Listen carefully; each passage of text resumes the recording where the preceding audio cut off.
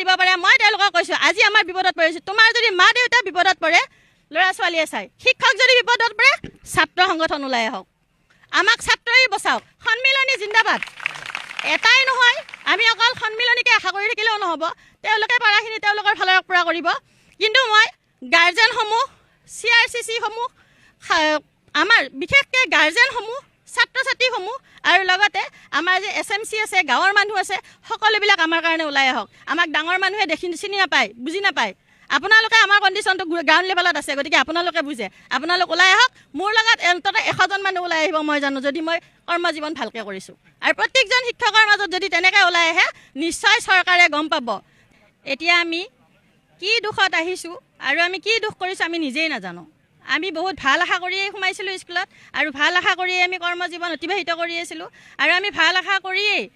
SRD-টো গৈছিলোঁ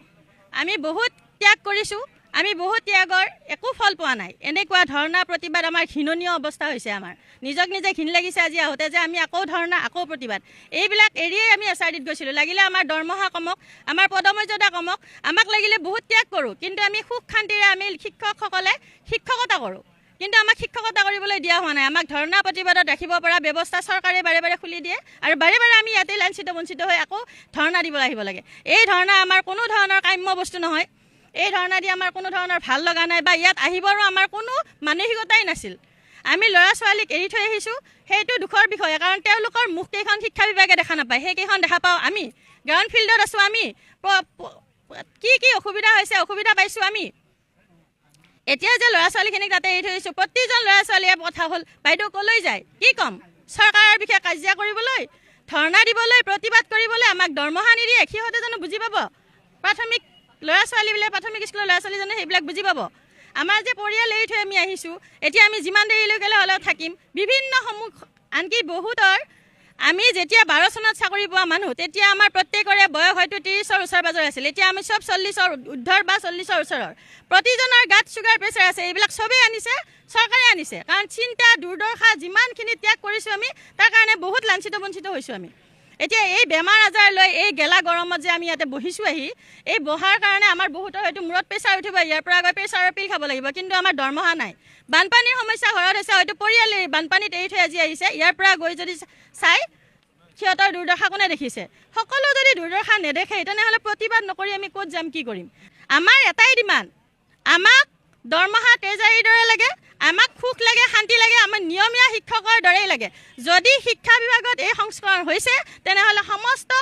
শিক্ষা বিভাগৰ সমস্ত নিয়মীয়া শিক্ষক একেলগে লৈ যাওক যিদিনা তেওঁলোকক লৈ যাব সেইদিনা আমিও লগত যাম কোনো আপত্তি নাই আমাৰ কিন্তু যদি তেওঁলোকক নিনিয়ে তেনেহ'লে আমাক অকলে নিছে তাৰমানে ইয়াক আমাক